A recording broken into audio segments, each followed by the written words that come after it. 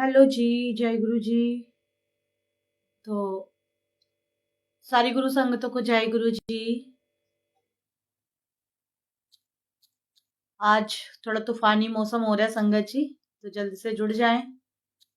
ऐसा ना हो कहीं लाइट चली जाए क्योंकि लाइट की प्रॉब्लम है, आपको पता है। और मेरी इस प्रॉब्लम का सलूशन अभी तक नहीं निकल रहा। और शुक्राना करिए अपने सतगुरु जी महाराज जी का संगत जी, क्योंकि आज गुरु जी महाराज जी ने हम पे रहमत बख्शी है। और आज शिव पुराण का 13वां दिन है और शुक्राना है। और बहुत सारे लोग ना इस 13 नंबर को ना बहुत अशुभ मानते हैं। तो संगत जी, इस पे भी एक सत्संग है, आप जुड़िएगा। मैं आपसे साझा करूंगी वो सत्संग कि 13 नंबर को अशुभ मानते हैं, और हम लोग भी शायद मानते थे, लेकिन गुरुजी महाराज जी ने इस 13 नंबर के बारे में क्या कहा था। जय गुरु जी। जल्दी से जुड़ते जाएं। और हाथ जोड़ के विनती है संगत जी, जो भी जुड़ेगा वो बाकियों को भी जोड़ेगा। देखिए, हमेशा कहती हूँ कि इस अच्छाई की राह में अगर आप दूसरों को जोड़ते हो ना कहीं आपका भी भला होता है। सर्वथा भला। गुरुजी महाराज सभी का भला करते हैं, सभी को खुशियां देते हैं, सभी पे रहमतें बरसाते हैं, सभी पे अपनी कृपाएं बरसाते हैं। और अंबिका जी सबसे पहले जुड़ी हैं। जय गुरु जी। अंबिका जी, आपका स्वागत है। तो जल्दी जल्दी से जुड़ते जाए, और जो भी जुड़ेगा एक एक बार शेयर जरूर कर देगा। मैं देखती हूँ संगत जी, शेयरिंग बहुत कम की होती है आपने। तो देखिए, मेरे लिए नहीं करोगे आप शेयरिंग। शेयरिंग आप अपने उन प्यारों के लिए करोगे जिनके लिए आप चाहते हो कि वो भी ये शिव पुराण के महत्व को जाने, शिव पुराण को सुने, और उनके भी जो कर्म है कटे। तो जिनके भी आप कर्म कटवाना चाहते हैं, साथ के साथ शेयर कर दिया करें, ताकि वो गुरु संगतें भी शिव पुराण का आनंद ले सके। और जिस तरह से हम ले रहे हैं, तो इस भव सागर नैया में हमें सभी को पार लगाना है। तो ये शहद वर्षा है एक तरह से ना, ये मीठी वर्षा है। मीठी गुरु जी के नाम की मीठी वर्षा है शहद वर्षा। तो इस शहद वर्षा का रस सभी को चखना चाहिए।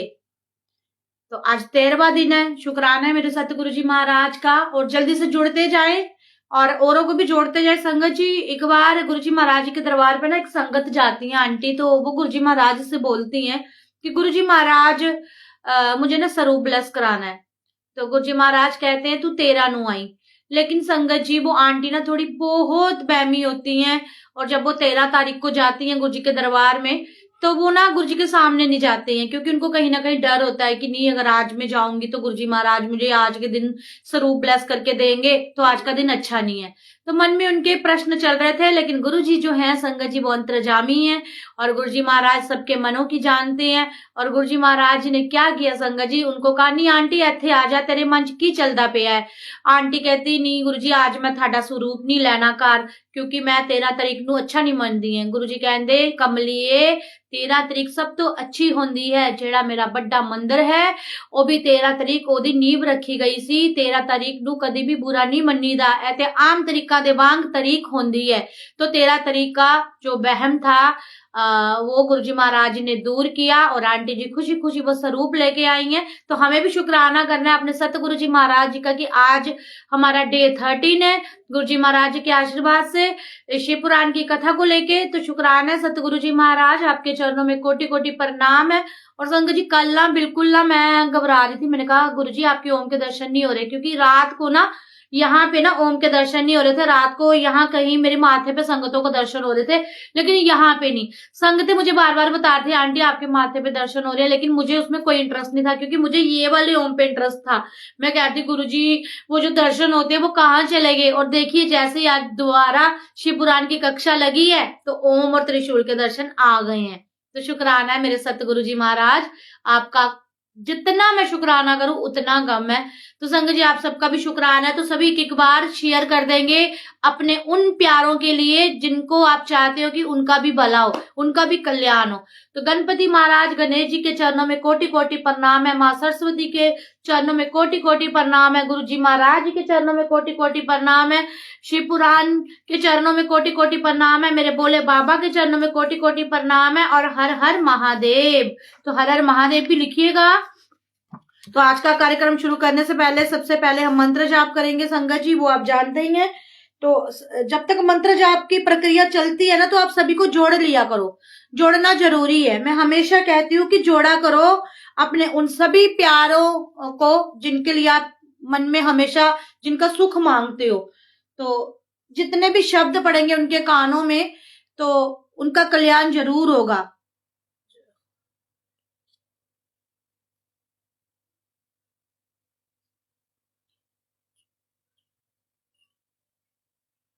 तो चलिए संगत जी, जल्दी से हम मंत्र जाप कर लेते हैं। तो मंत्र जाप करिएगा।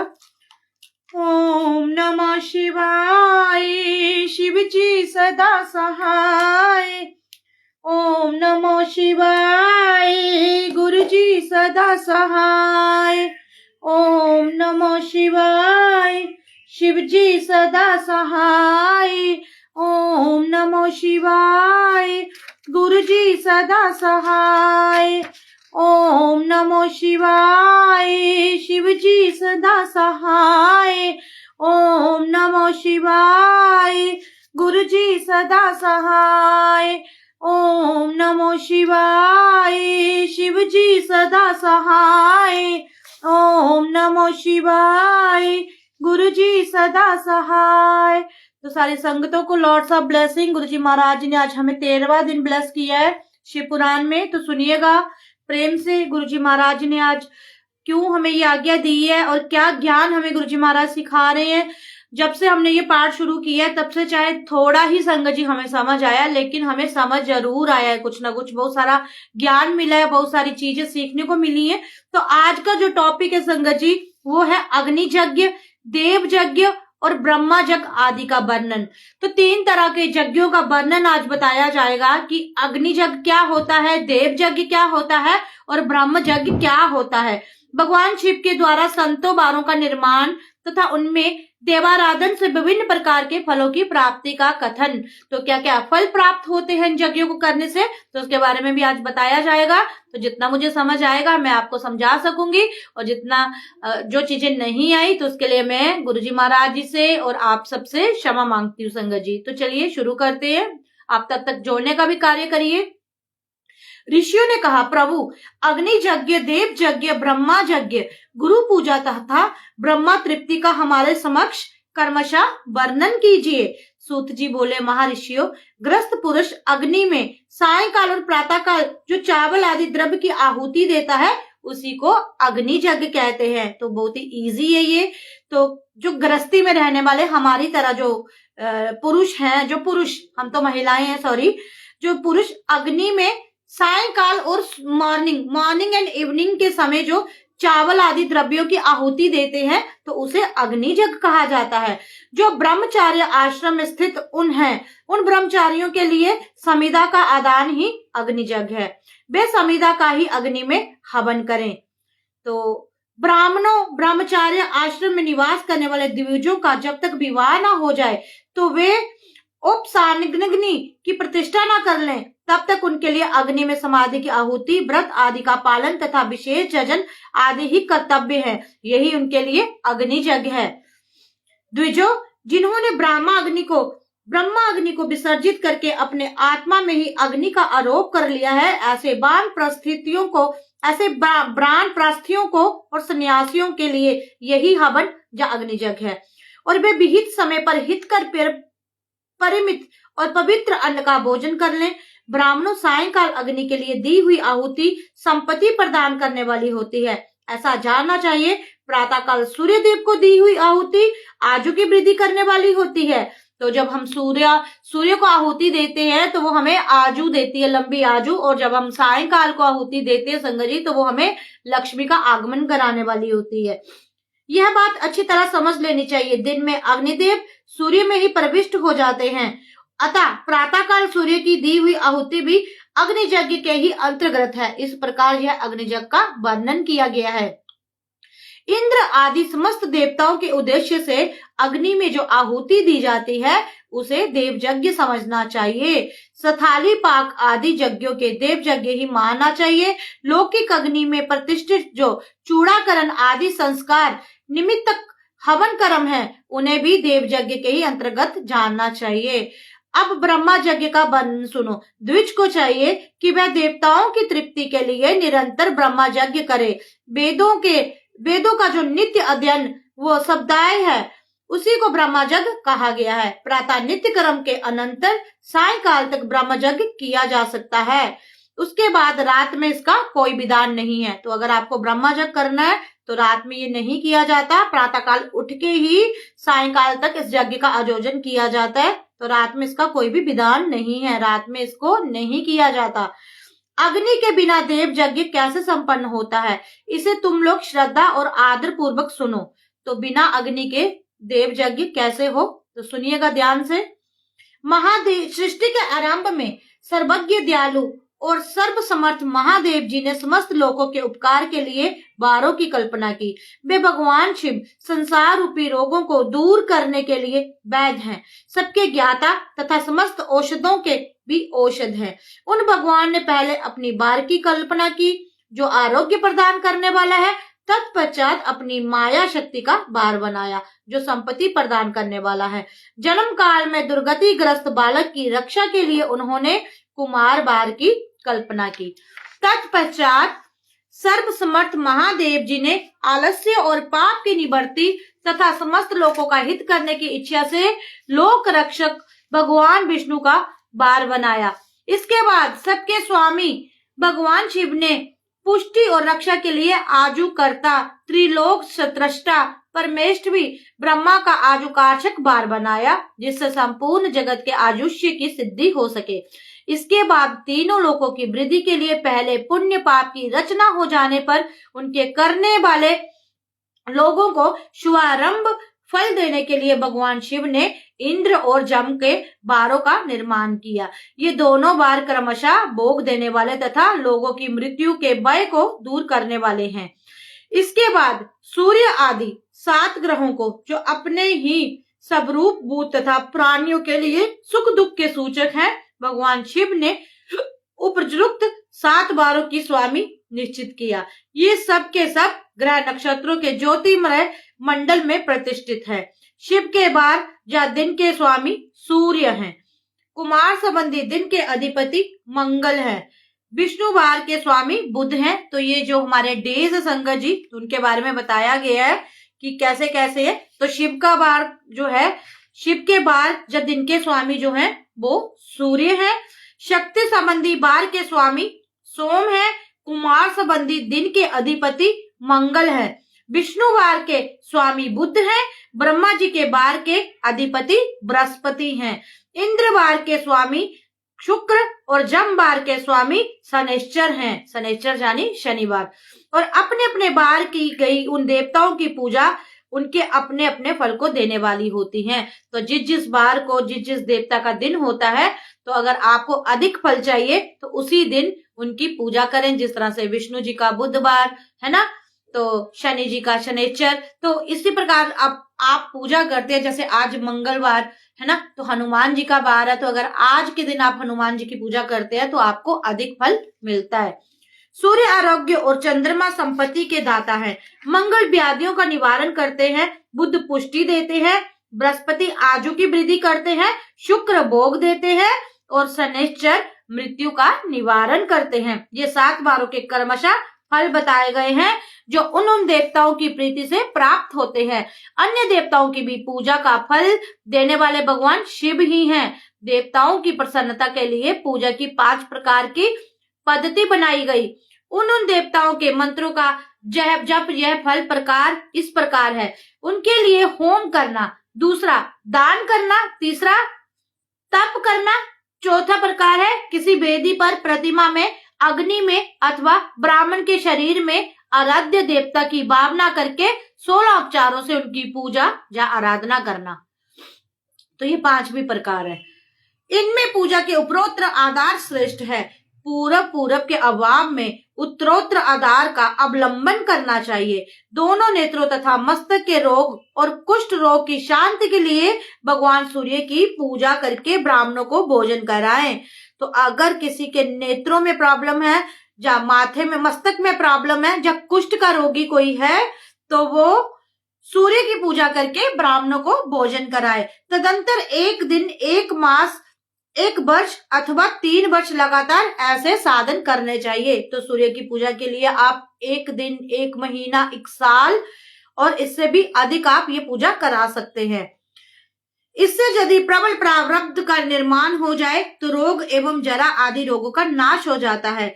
इष्ट देव के नाम मंत्रों का जप आदि साधन बार आदि के अनुसार फल देते हैं। रविवार को सूर्य देव के लिए, अन्य देवताओं के लिए तथा ब्राह्मणों के लिए भविष्ट वस्तु अर्पित करें। यह साधन भविष्ट फल देने वाला होता है तथा इसके द्वारा विशेष रूप से पापों की शांति होती है।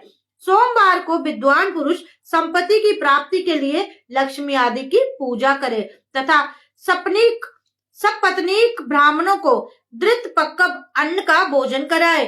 मंगलवार को रोगों की शांति के लिए काली आदि की पूजा करे तथा उड़द, मांग, मूंग एवं अरहर की दाल आदि से युक्त अन्न ब्राह्मणों को कराए। बुधवार को विद्वान पुरुष दधि युक्त अन्न से भगवान विष्णु का पूजन करे। ऐसा करने से सदा पुत्र, मित्र और कलत्र आदि की पुष्टि होती है।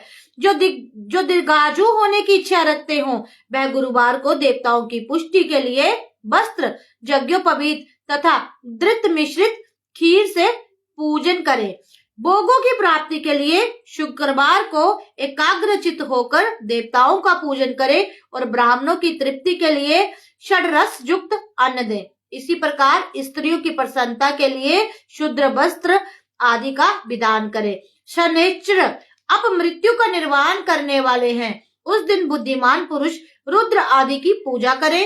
तिल के होम से, दान से देवताओं को संतुष्ट करे। ब्राह्मणों को तिल मिश्रित अन्न भोजन कराए। जो इस तरह देवी देवताओं की पूजा करेगा वह आरोग्य फल का भागी होगा। तो जैसे जैसे नियमानुसार बताया गया है कि कौन कौन से देवता की किस दिन पूजा करनी है और कौन कौन से देवता को खुश करने के लिए हमें क्या भोग लगाना है। तो अगर विधि अनुसार आप सब ये कार्य करते हैं तो आपको आरोग्य आदि फल का भागी होंगे। आप हमेशा स्वस्थ रहेंगे और निरोगी रहेंगे। आपको कभी कोई दुख तकलीफ नहीं आएगी। देवताओं के नित्य पूजन, विशेष पूजन, स्नान, दान, जप, होम तथा ब्राह्मण तर्पण आदि में एवं रवि आदि वारों में विशेष तिथि और नक्षत्रों का योग प्राप्त होने पर विभिन्न देवताओं के पूजन में सर्वज्ञ जगदीश्वर भगवान शिव ही उन देवताओं के रूप में पूजित हो सब लोगों को आराध्य आदि फल प्रदान करते हैं। तो आप किसी भी देवी देवता की पूजा कर लो तो सब में शिव है और शिव भगवान इतने खुश होते हैं कि आपको रोगों से मुक्ति देते हैं और आपको एक अच्छा फल देते हैं जिससे खुशियां आती हैं घर पे। आरोग्य फल कि रोग बीमारियों को जब आपसे दूर रखेंगे, आप स्वस्थ रहेंगे तन से, तो इससे बड़ा मेरे ख्याल से कोई फल नहीं हो सकता। देश, काल, पात्र, द्रव्य, श्रद्धा एवं लोक के अनुसार उनके तारतम्य क्रम का ध्यान रखते हुए महादेव जी आराधना करने वाले लोगों को आरोग्य आदि फल देते हैं। शुभ मांगलिक कर्म के आरंभ और अशुभ अंत्येष्टि आदि कर्म के अंत में जन्म नक्षत्रों के आने पर ग्रस्त पुरुष अपने घर में आरोग्य आदि की समृद्धि के लिए सूर्य आदि ग्रहों की पूजा करे। इससे सिद्ध है कि देवताओं का जजन संपूर्ण अभिष्ट वस्तुओं का देने वाला है। ब्राह्मणों का देव जजन कर्म वैदिक मंत्र के साथ होना चाहिए, जहां ब्राह्मण शब्द क्षत्रिय और वैश्य भी उपलक्षण है। शूद्र आदि दूसरों का देव यज्ञ तांत्रिक विधि से होना चाहिए। शुभ फल की इच्छा रखने वाले मनुष्यों को सातों ही दिन अपनी शक्ति के अनुसार सदा देव पूजन करना चाहिए। निर्धन मनुष्य तपस्या, व्रत आदि के कष्ट सहन कर धन के द्वारा देवताओं की आराधना करे। वह बार बार श्रद्धा पूर्वक इस तरह के धर्म का अनुष्ठान करता है और बारंबार पुण्य लोक में नाना प्रकार के फल भोग कर पुनः इस पृथ्वी पर जन्म ग्रहण करता है। धनवान पुरुष सदा भोग सिद्धि के लिए मार्ग में वृक्षादि लगाकर लोगों के लिए छाया की व्यवस्था करे। तो जो भी धनवान पुरुष हो, जो सब कुछ कर सकते हो, जो कैपेबल हो, तो वो पेड़ पौधे जरूर लगाएं। और वैसे भी आजकल पेड़ पौधों की कटौती के कारण जंगल खत्म हो गए हैं, तो किसी को कभी बैठना भी हो तो छाया नहीं मिलती, तो छाया का अरेंजमेंट जरूर करें। अगर आप सक्षम है तो कहीं जगह है तो पेड़ जरूर लगाएं। पेड़ों को लगाना महादान बताया गया और जब उसके नीचे कोई बैठ के छाया में रिलैक्स करता है ना, तो वो आपको बहुत दुआएं देगा। तो जो लगवा सकते हैं पेड़ लगवाना कोई मुश्किल कार्य नहीं है, लेकिन बस जगह का ढूंढना मुश्किल कार्य है बस संगत जी, आजकल जगह नहीं मिलती। जलाशय, कुआं, बावड़ी और पोखरे बनवाएं। तो पानी की व्यवस्था करें, आप पानी की टंकी लगवा सकते हैं, कुएं खुदवा सकते हैं, जहां कुएं खुदवाने की व्यवस्था हो। तो जो भी ये काम करते हैं तो वेद शास्त्रों की प्रतिष्ठा के लिए पाठशाला का निर्माण करें तथा अन्य प्रकार से धर्म का संग्रह करता रहे। धनी को ये सब कार्य सदा ही करते रहना चाहिए। समय अनुसार पुण्य कर्मों के परिस्पर से अंतकरण शुद्ध हो जाने पर ज्ञान की सिद्धि हो जाती है। द्विजो, जो इस अध्याय को सुनता, पढ़ता अथवा सुनने की व्यवस्था करता है उसे देव यज्ञ का फल मिलता है। तो देखो आज की 13 तारीख कितनी लक्की है। कौन कहता है 13 तारीख अनलक्की होती है? इतने सारे पाठ पढ़े हैं हमने, लेकिन अंत में किसी की भी ये बात नहीं लिखी होगी कि इस अध्याय को जो सुनता, पढ़ता अथवा सुनने की व्यवस्था करता है उसे देव यज्ञ का फल प्राप्त होता है। तो केवल संगत जी इस अध्याय को सुनने से ही और पढ़ने से ही हमें देव यज्ञ का फल प्राप्त होता है। जितने भी इसमें यज्ञ बताए गए हैं ना, अग्नि यज्ञ और देव यज्ञ, ब्रह्मा यज्ञ, तो इन सबका फल केवल और केवल इस अध्याय को पढ़ने से ही मिल जाता है। तो देखिए आज आप सभी को इसका फल मिल गया है, तो आपको बहुत बहुत बधाई हो, गुरुजी महाराज जी का शुक्राना हो। और याद रखिएगा कोई भी 13 तारीख अनलक्की नहीं होती है, सब हमारे मन के भ्रम है, सब हमारे मन के वहम है। तो इस 13 तारीख के इस अध्याय को आप आगे भी साझा कर दीजिए और संगतों के साथ, ताकि उनके मन से भी 13 तारीख का भय खत्म हो सके और उनको भी इन सब यज्ञों का फल प्राप्त हो सके। और संगत जी अभी मैं आखिर में आपसे पूछूंगी प्रश्न, सच्ची सच्ची बताइएगा कि आपको कोई प्रॉब्लम आ रही है, जो आपको जितना बहुत मैं समझाती हूँ वो सब समझ आ रहा है, कोई परेशानी, कोई दिक्कत? तो आज के लिए इतना ही। तो अभी मैं यही प्रश्न आपसे पूछ रही हूँ। शुक्राना गुरुजी, कोटि कोटि प्रणाम गुरुजी महाराज। तो संगत जी आपको इसलिए समझ आ रहा है, जब कोई प्रॉब्लम आ रही है तो ये बता दीजिए ताकि मैं भी जान सकूं। हर हर महादेव भी जरूर लिखना है।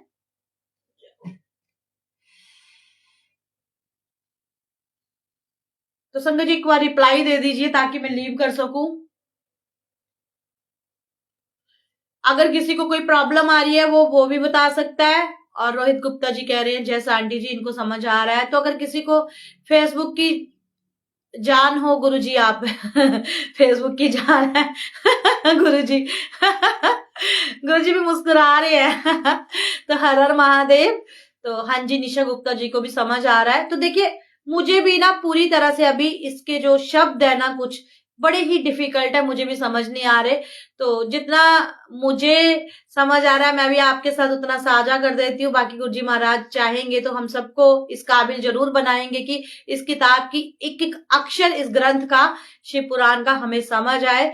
और देखिए संगत जी शुक्राना आपका सभी का, मनीषा आपका भी, जितनी भी गुरु संगतें हैं जो प्यार से हर रोज इस पाठ के वक्त इकट्ठी होती हैं। तो संगत जी सच्ची में हमारे सारे कष्टों से हमें मुक्ति मिलेगी, हमारे कर्मों में सुधार होगा। और गुरुजी महाराज जी ने तो आज वैसे भी कहलवा दिया है कि आज हमें सारे यज्ञों की प्राप्ति होगी, यानी कि उसके फल, जो फल है वो आज हमें मिलेगा। तो शुक्राना। आज 13 तारीख का जो अध्याय है यहीं पे खत्म होता है संगत जी। आंटी आपके मुख से सुनना शिव पुराण हमारा सौभाग्य है, और मेरा सौभाग्य ये है कि आप लोग सुन रहे हो, आप इतनी अच्छी तरह से सुनीता शुक्राना, सारी संगतों का शुक्राना।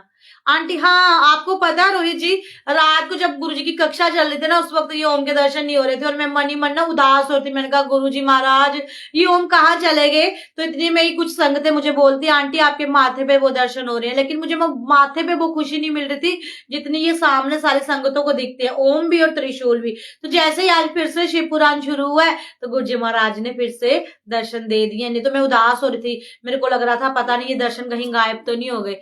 तो जय गुरु जी मनीषा, है। जय गुरु जी। जितनी भी गुरु जी की संगतें हैं, मिन्नी मिन्नी जी, सुनीता सोलंकी, रोहित जी, जितनी भी गुरु जी की संगतें हैं, सबको गुरु जी महाराज अपना आशीर्वाद दें, सबके घरों में खुशियां आए और सबकी अरदासें पूरी हों। जय गुरु जी। तो रात को गुरु जी की कक्षा में मिलेंगे और जिसको जुड़ना होगा तो गुरु जी की कक्षा में वो जुड़ जाए अपने प्रश्नों के साथ, अपने सत्संगों के साथ। और रोज आपने देखा होगा मैं एक छोटी छोटी क्लिप डालती हूँ हर रोज, जो सत्संग होते हैं संगतों के, वो मैं संगत जी क्यों डालती हूँ, इसीलिए डालती हूँ ताकि ये जो आपका माइंड है ना, ये सेटअप हो सके कि देखिए देश हो चाहे विदेश, कहाँ कहाँ से लोग गुरुजी महाराज जी के साथ जुड़ रहे हैं और उनकी महिमाओं का बखान कर रहे हैं। आपके ट्रस्ट को बिल्डअप करने के लिए हर रोज मैं ये सत्संग साझा करती हूँ। तो जय गुरु जी। मिलते हैं रात को, आगे शेयर कर दीजिए आप संगतों के साथ।